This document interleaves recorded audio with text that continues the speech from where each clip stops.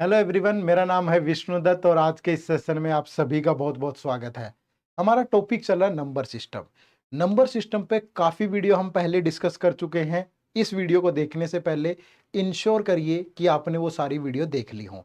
अगर नहीं देखी तो हमारी एक अलग से प्लेलिस्ट है सीसेट मैथ के नाम से, आप उसको जाओ और वन बाय वन पहली वीडियो से स्टार्ट करो और देखो।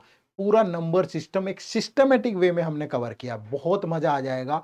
हर एक कंसेप्ट की क्लैरिटी, प्रैक्टिस क्वेश्चन सब कुछ मिलने वाला है। ठीक है, तो बड़े ध्यान से इस सीरीज को फॉलो करो। और इस सीरीज में हम आपको वीक में 6 दिन लेक्चर दे रहे हैं। Monday Tuesday quant, Wednesday Thursday reasoning और फ्राइडे सैटरडे इंग्लिश। तो आपका भी फर्ज बनता है कि आप इस चैनल को सब्सक्राइब कर लें, लाइक करें हर एक वीडियो, कमेंट करें और अपनी जो एनर्जी है ना वो हमें भी दिखाएं कि क्या आपको सच में इन वीडियो से बेनिफिट हो रहा है, मजा आ रहा है। तो एक एक कमेंट आज वीडियो को सेशन को शुरू करने से पहले ही हो जाए। ठीक है, हमारे लिए मोटिवेशन क्या है? आपके द्वारा किए गए कमेंट। तो वीडियो शुरू करने से पहले यार आज एक कमेंट कर दो सारे।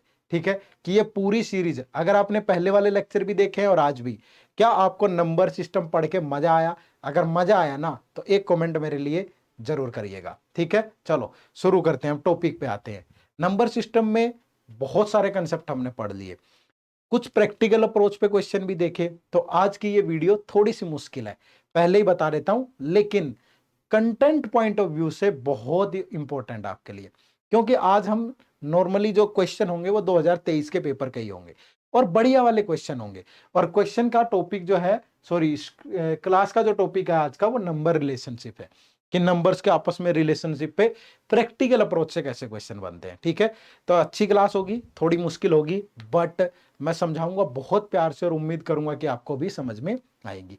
आमतौर पर ऐसे क्वेश्चन एग्जाम में स्किप भी करने होते हैं, बट मुझे लगता है कि अगर आप छोटे छोटे कंसेप्ट सीख लेंगे तो आपको बड़ा बेनिफिट होगा। ठीक है, चलो फिर क्लास को शुरू करते हैं।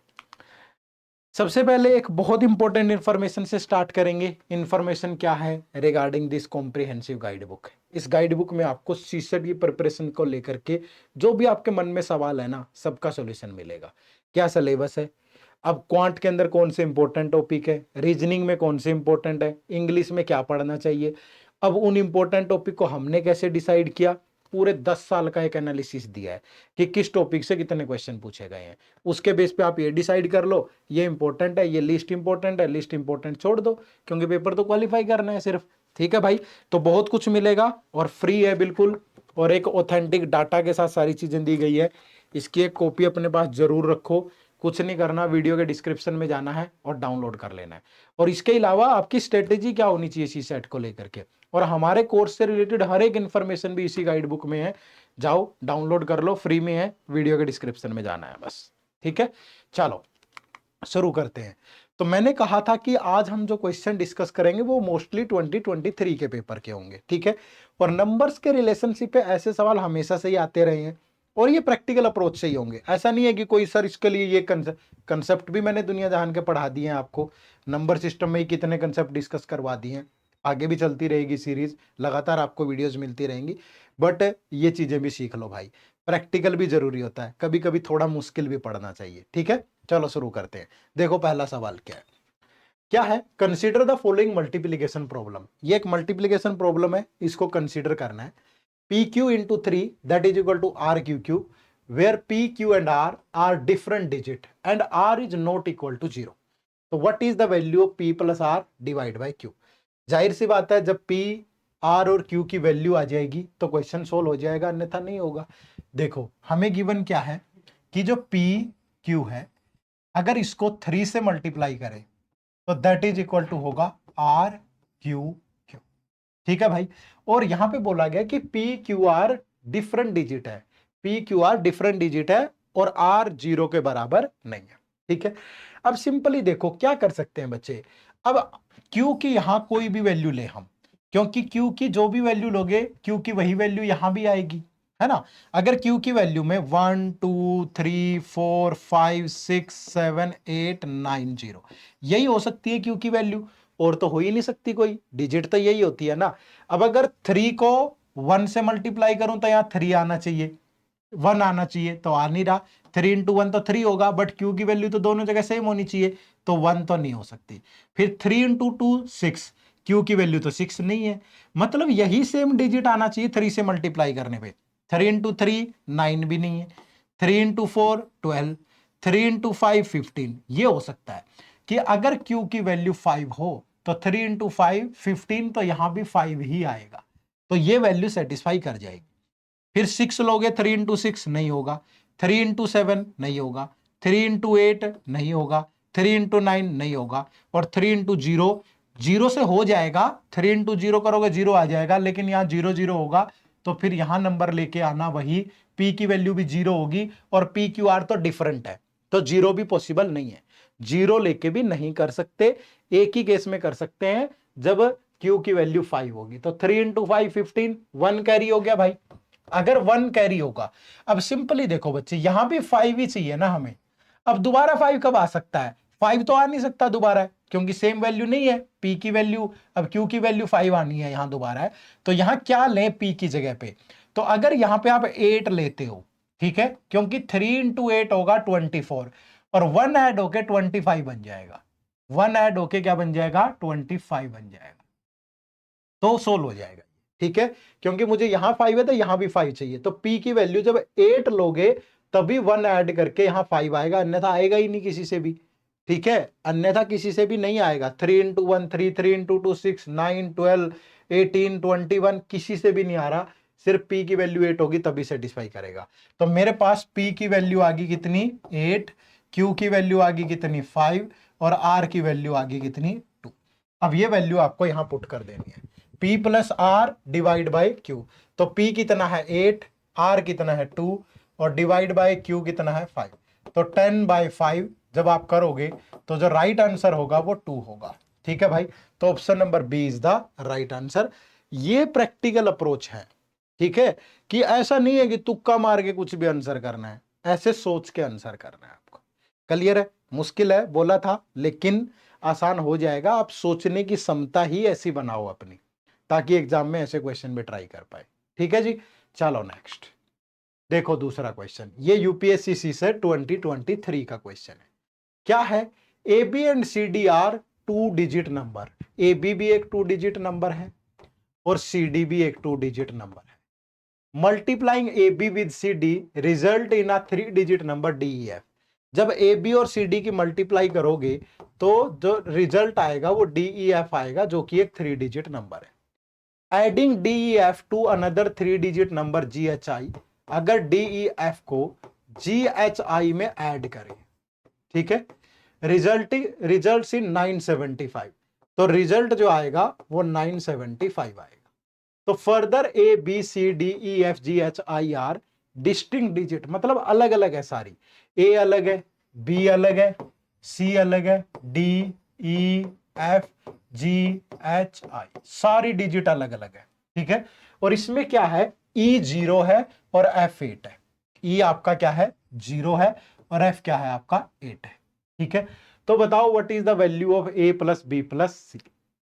ये भी प्रैक्टिकल अप्रोच का क्वेश्चन है, सोचो उसी तरीके से। अब बच्चे एक चीज देखो, यहां वैल्यू पुट कर दूं मैं, DEF की जगह 0 8 ले ले, तो ये हो गया D08 GHI, और ये बन रहा है 975। अब I की वैल्यू क्या लूं कि 5 आ जाए? तो I हमें 7 लेना पड़ेगा, क्योंकि 8 प्लस 7 ही 15 होगा। 8 में और सम करें 5 आ जाए तो पॉसिबल ही नहीं है, 7 ऐड करोगे तभी 15 आएगा, तो 1 हो गया कैरी। तो 1 प्लस 0 1, यहां 7 चाहिए तो H होगा 6 तभी आएगा, तो H की वैल्यू आ गई 6 और I आ गया 7, ठीक है। अब D और G की वैल्यू 9 बने। अब D और G की वैल्यू का सम 9 कब पॉसिबल है? जब ये 0 हो और ये 9 हो, बट 0 तो ऑलरेडी आ चुका है और सबकी वैल्यू डिफरेंट डिफरेंट है, तो 0 तो दोबारा आएगा नहीं। या ये 1 हो ये 8 हो, तो 8 भी यहां आ चुका है, ठीक है, और 1 8 आ चुका है, 1 तो नहीं आया कहीं, तो ये भी नहीं हो सकता। फिर उसके बाद ये 2 हो ये 7 हो, तो 7 यहां आ चुका है। या ये 3 हो ये 6 हो, तो 6 यहां पे आ चुका है। तो या तो ये 4 हो या 5 हो, या ये 5 हो ये 4 हो, इन्हीं दो केस में पॉसिबल है। तो D और G की वैल्यू आइदर 4 या 5 हो सकती है, या ये 5 या 4 हो सकता है। अगर D 4 होगा तो G 5 होगा, और D 5 होगा तो G 4 होगा, ये तभी पॉसिबल है। तो ये वैल्यू हमने यहां पे लिख ली। अब आ जाओ यहां पे, अब उसने कहा है कि ए बी और सी डी की प्रोडक्ट डी ई एफ है, ए बी और सी डी की प्रोडक्ट जो है वो डी ई एफ है। एफ कितना था हमारा 8, ई कितना है हमारा 0 और डी हमारा कुछ भी हो सकता है 4 या 5 में से। ठीक है, अब डी की वैल्यू दो ही हो सकती है, या तो 4 या 5। समझ रहे हो मेरी बातों को? अब अगर 5 लोगे यहां, तो 5 की किस नंबर से मल्टीप्लाई करूं कि 8 आ जाए? कभी भी पॉसिबल ही नहीं है। पहली बात तो ये देखो 0 आ चुका है, 8 आ चुका है, 6 आ चुका है, 7 आ चुका है, 4 और 5 आ चुका है। तो डिजिट बचती है या तो यहां 2 हो या 3 हो या फिर 9 हो, और तो बचता ही नहीं कुछ भी। 9 आ चुका है ना, 9 नहीं आया था, तो 2, 3 या 9 में से हो सकता है। तो किससे मल्टीप्लाई करूं 5 को? किसी से भी कर लो, आएगा ही नहीं। लेकिन 4 अगर डी की वैल्यू लेता हूं और बी की वैल्यू 2 लेता हूं तो 4 2 जा 8 हो जाएगा। क्लियर है भाई? तो डी की वैल्यू होगी 4, तो यहां 408 बनना चाहिए। अब ए और सी की वैल्यू 1 या 3 में से कुछ भी हो सकता है। 1 भी नहीं आया था, सॉरी, तो ए की वैल्यू 1 भी ले सकते हो। तो 2 आ चुका है यहां।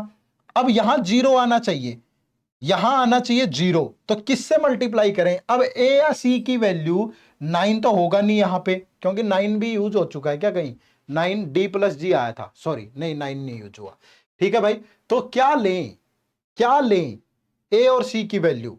ठीक है, अब 5 तो यहां नहीं आएगा, क्योंकि अगर डी की वैल्यू 4 है, डी की वैल्यू अगर 4 ले ली तो जी की वैल्यू 5 होगी। डी की वैल्यू ले ली 4 और जी की वैल्यू होगी 5। तो अब क्या बच गया? नंबर 1 2 3 बच गया।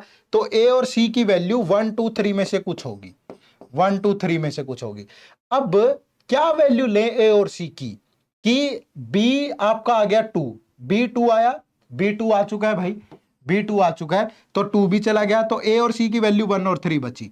तो अब या तो मैं ए की वैल्यू 1 लूं, तो बी की वैल्यू यहां 2 है, तो सी की वैल्यू 3 होगी फिर, और डी की वैल्यू 4 है। 34 दूनी 68, 6, तो 408 बन रहा है, और यहां भी 408 है। या एक तरीका यह था कि यहां 3 लूं, तो अगर ये 3 होगा तो ये 2 होगा भाई, फिर ये 1 होगा और ये 4 होगा। लेकिन इससे वैल्यू 408 नहीं आएगी, तो ये भी गड़बड़ हो गया। तो मतलब ए की वैल्यू 1 होगी और सी की 3 होगी। तो ये वैल्यूज आ गई हमारे पास। इस तरीके से प्रैक्टिकल अप्रोच लगानी होती है। थोड़ा लेंदी है पर टाइम तो लगेगा वीर, बिना टाइम के तो होगा ही नहीं, है ना? तो अब बताना है what is A plus B plus C. तो A1 B2 C3, तो A1 2 और 3, तो 1 + 2 + 3 6। तो option number A is the right answer. Clear है? थोड़ा सा टाइम लगा, बट टाइम लग के सोल्व हो जाए ऐसे क्वेश्चन तो बेहतर है। बट मैं आपको आईना दिखाना चाह रहा था कि मुश्किल क्वेश्चन में भी अप्रोच आपकी ऐसी होनी चाहिए। ठीक है भाई, सोल्व कर पाएंगे? आगे बढ़े, नेक्स्ट क्वेश्चन देखो। ये कंसेप्ट है, ये भी यूपीएससी सीसेट 2023 का क्वेश्चन है। लगभग हर एक क्वेश्चन ही डिस्कस कर लिया हमने 2023 का अलग अलग वीडियोस के अंदर। Each digit of a 9 digit number is 1, it is multiplied by itself, what is the sum of the digit of the resulting number. अब यहां एक कंसेप्ट होता है, देखो ये कह रहा है कि एक 9 डिजिट का नंबर है और उसके हर एक डिजिट 1 है, 6 7 8 9, और अगर इसको इसी से मल्टीप्लाई करें 3 4 5 6 7 8 9, तो बताओ कि जो रिजल्ट आएगा उसकी सारी डिजिट का सम क्या होगा। अब इसके लिए एक छोटी सी बात मैं आपको बताता हूं। जब भी हम 1 को 1 से मल्टीप्लाई करते हैं 1 नहीं आता है। जब डबल 1 को डबल 1 से मल्टीप्लाई करते हैं तो ये आता है 121। जब 111 को 111 से मल्टीप्लाई करते हैं तो आता है 1 2 3 2 1। आप समझना क्या कह रहा हूं। जब 4 1 को 4 1 से मल्टीप्लाई करोगे तो ये आएगा 1 2 3 4, और फिर उल्टा ऑर्डर में 3 2 1। क्लियर है? मतलब जितने 1 की उतने 1 से मल्टीप्लाई करोगे तो उतने तक की काउंटिंग, और फिर उसको रिवर्स ऑर्डर में। तो इसकी जो मल्टीप्लीकेशन आएगी वो क्या आएगी यहां पे? 1 2 3 4 5 6 7 8 9, और फिर उल्टा 8 7 6 5 4 3 2 1, ये आएगी। अब इनका सम करोगे तो जब यहां से यहां तक का सम करें और यहां से यहां तक, तो 1 + 2 3 + 3 6 + 4 10 15 और 21 28 36, और ये भी 36 और बीच में 9, तो 36 + 9 + 36, तो ये हो गया टोटल 81। तो जो राइट आंसर होगा वो ऑप्शन नंबर सी होगा यहाँ। ठीक है, right answer is option number. Clear है भाई? 36 36 72 और 9 81, तो ये कंसेप्ट भी आप ध्यान रखेंगे। क्लियर है? चलो नेक्स्ट देखो अब क्या कह रहा है, ये भी आपका यूपीएससी सीसेट 2023 का क्वेश्चन है। If P, Q, R and S are distinct single digit positive number, then what is the greatest value of this? वो कह रहे हैं कि P और Q को ऐड करूं और मल्टीप्लाई कर दूं R और S का सम करके, तो इनकी जो वैल्यू है वो ग्रेटेस्ट कब आएगी? और सारे सिंगल डिजिट नंबर है अलग अलग, तो भाई ये तो तभी आएगी जब सिंगल डिजिट के बड़े से बड़े नंबर लोगे। तो 9, 8, 7 और 6, यही चार डिजिट बड़ी से बड़ी होती हैं, सबसे बड़ी डिजिट 9 होती है, 8, 7 और 6, तो यही वैल्यू अगर यहां रखूंगा तभी तो सबसे बड़ी वैल्यू आएगी ना। तो अब वो ग्रेटेस्ट वैल्यू क्या हो सकती है, तो मैंने पुट किया कि अगर P 9 है और Q 8 है, ठीक है, तो ये 7 या 6 होंगे, कोई भी या 6 या 7 ले लो, बात एक ही है। तो 9 + 8 17, 6 + 7 13, तो 17 × 91, तो ये 221 आएगा। फिर मैंने P को तो 9 ही रखा लेकिन Q को 7 ले लिया, तो ये 8 और 6 होंगे भाई, तो ये बन गया 9 + 7 16 और ये 8 + 6 14, तो 14 × 6 84 और 8 22, तो 224। फिर मैंने P को तो 9 ही रखा और Q को 6 ले लिया, और ये 8 + 7, तो ये बन गया 15 × 15, तो कितना आया 225। तो यही वैल्यू मैक्सिमम आएगी, बाकी सबको अलग अलग पुट करके देख लिया हमने, किसी से आ ही नहीं रहा। तो सबसे बड़ी वैल्यू क्या आएगी? 225, जो कि गिवन है ऑप्शन नंबर बी के अंदर। 230 तो आएगा ही नहीं कहीं भी, क्योंकि जीरो तो आ ही नहीं सकता इनकी मल्टीप्लीकेशन में, चाहे किसी की भी कर लो आपस में। ठीक है, क्लियर है भाई? बात समझ में आई? हाँ, 15 की और किसी नंबर के साथ ऐसे करते तो बनेगा ही नहीं, ये कर लिया हमने 15 × 15। ठीक है, 8 और 6 14 बनता है, 7 और 6 13 बनता है, 9 और 6 15, क्योंकि जीरो तभी आती है ना, ये दो ऑप्शन तो एलिमिनेट ही हो गए, ऊपर वाला आएगा नहीं कभी भी, तो ये ठीक है। चलो नेक्स्ट क्वेश्चन देखो, क्वेश्चन नंबर 5, ये भी आपका यूपीएससी सीसेट 2023 का क्वेश्चन है। क्या है? ए 3 digit number ABC on multiplication with D gives 37DD। 3 digit का नंबर है ABC, जब D से मल्टीप्लाई होगी तो रिजल्ट आता है 37D और D।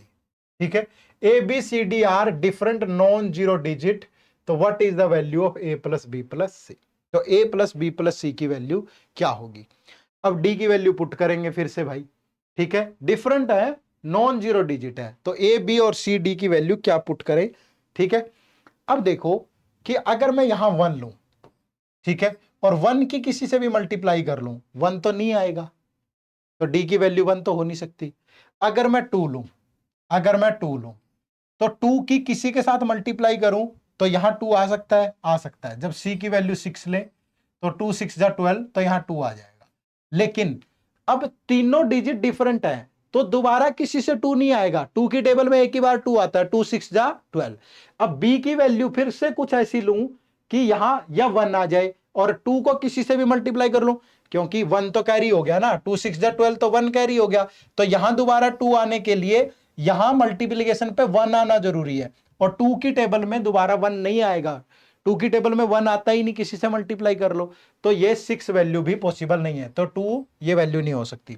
फिर 3 लो, 3 लेने से भी नहीं आएगा, 3 को किसी से मल्टीप्लाई कर लो, एक से ही हो सकता है 5 से, 3 × 5 = 20, 3 × 5 = 15, बट यहां 3 नहीं आ रहा।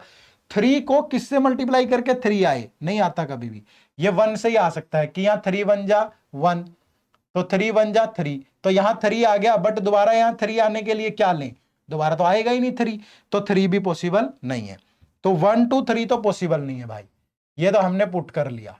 ठीक है, फिर क्या पॉसिबल है देखते हैं भाई। नेक्स्ट पुट करेंगे 4, तो अगर हमने D की वैल्यू 4 पुट करी तो C की वैल्यू 6 ले लें, 4 × 6 = 24, तो D की वैल्यू भी 4 आ गई, बट 2 कैरी हुआ है, यहां 2 कैरी हुआ है। अब यहां B की वैल्यू क्या लें कि यहां दोबारा से 4 आ जाए, तो अगर B की वैल्यू हम 5 ले लें, नहीं 4 × 5 = 20 नहीं आएगा, अगर B की वैल्यू 8 ले लें, B की वैल्यू ले लें 8, तो 4 × 8 = 32 + 2 34, तो फिर कितना बच गया, 3 कैरी हो गया। फिर अब यहां कितना ले A की वैल्यू, तो A अगर 9 लोगे, 4 × 9 = 36 + 3 39, नहीं आएगा। ठीक है, ये नहीं बन रहा है, 4 लेने से नहीं आ रहा, ठीक है, तो b की वैल्यू कुछ और सोचो, यहां अगर 4 आ जाए 2 ऐड करने पे तो 4 3 12, अगर b की वैल्यू 3 ले लें तब भी तो आ जाएगा ना। अगर b की वैल्यू क्या ले लें, 3 ले लें, अगर b की वैल्यू 3 ले लें तो 4 3 जा 12 प्लस 2 14, 4 अब 1 कैरी होगा, अब 9 लोगे 4 9 जा 36 प्लस 1 37, तो ये वैल्यू सेटिस्फाई कर रही है। ठीक है, आपको डिफरेंट डिफरेंट पुट करनी पड़ेंगी, आप ये मत सोचो कि ऐसे ही हवा में 1 मिनट में सोचूंगा और हो जाएगा, नहीं भाई, दिमाग लगेगा, कैलकुलेशन होगी, ठीक है, लेकिन करनी पड़ेगी, कोई इलाज नहीं है।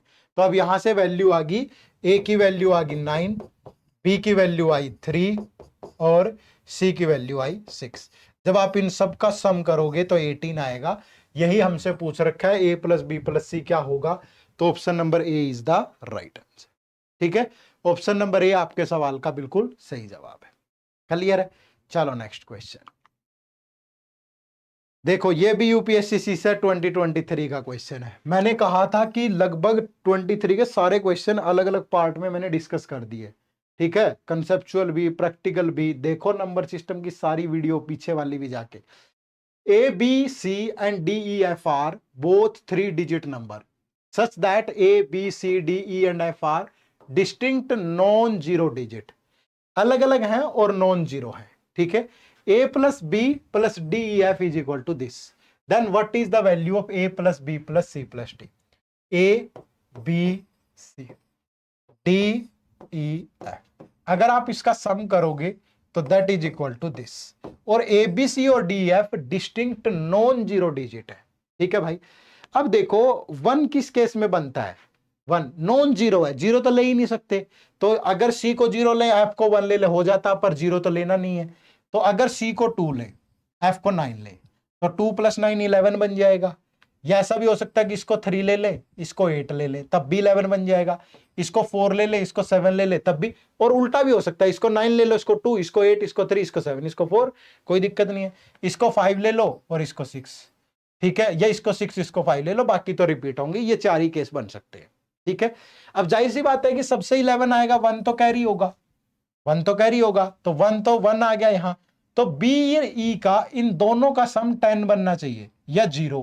तो ये 10 कब बनेगा, या तो ये 10 तब बन सकता है ये 2 हो ये 8 हो, या ये 8 हो ये 2 हो, ऐसे ही बन सकता है ना, या ये 3 हो या ये 7 हो, इसी केस में बनेगा भाई, या ऐसे ही बनेगा ना 2 और 8 3 या 7, या ये 4 हो या ये 6 हो, ठीक है। लेकिन इनमें से एक पार्ट तो छोड़ना ही पड़ेगा ना, कोई वैल्यू तो लोगे ना सी और एफ की, तो सी और एफ की आप इनमें से कोई भी वैल्यू ले लो, कोई भी वैल्यू ले लो, आपकी मर्जी है, आंसर सेम आएगा, कोई फर्क नहीं पड़ेगा, बात समझना मेरी।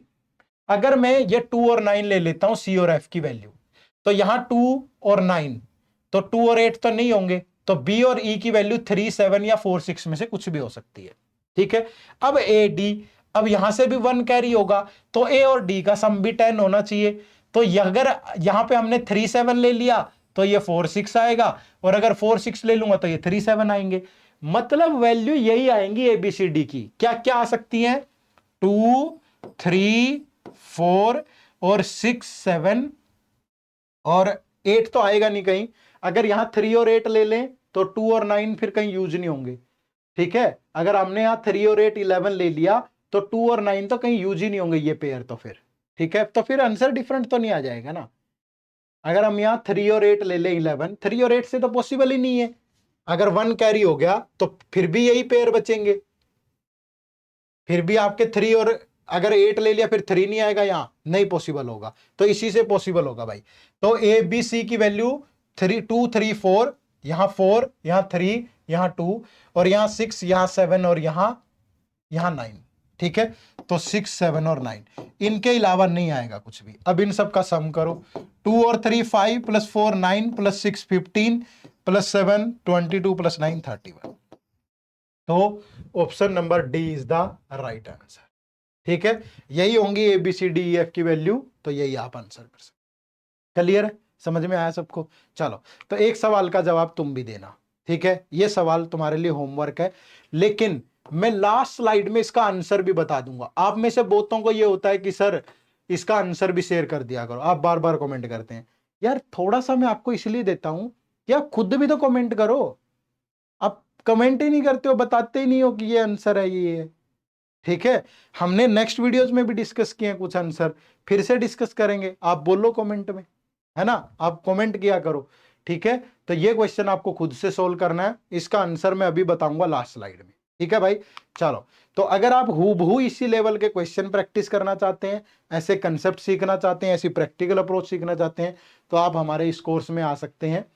इस कोर्स के अंदर हम आपको सिर्फ 100 घंटे में, सिर्फ 100 घंटे में बहुत अच्छे तरीके से प्रिपेयर करवा देंगे। कंसेप्ट क्लासेज होंगी बिल्कुल जीरो से लेकर के यूपीएससी लेवल। ठीक है, जीरो से यूपीएससी लेवल, रिकॉर्डेड क्लासेज हैं, मजा आ जाएगा। टेस्ट होंगे यूपीएससी लेवल के क्वेश्चन, चाहे टॉपिक वाइज टेस्ट है, चाहे सेक्शनल है, चाहे फुल लेंथ है। वीकली लाइव डाउट क्लासेज होंगी, और इसके अलावा आप अपनी क्वेरी डेली पूछ सकते हो, मेल पे, फोन पे, कैलेंडली कॉल के थ्रू, या फिर आप डिस्कशन फोरम पे। और एग्जाम से पहले रिवीजन की गारंटी भी हमारी है, तो ये भी आपका हो जाएगा। ठीक है, ये फैकल्टी है इस पूरे के पूरे कोर्स के अंदर। क्वांट मैंने पढ़ाया है, इंग्लिश नरवीर सर और मेघना मैम ने रीजनिंग। ठीक है भाई, जबरदस्त कोर्स है, वन स्टॉप सोल्यूशन आपके लिए।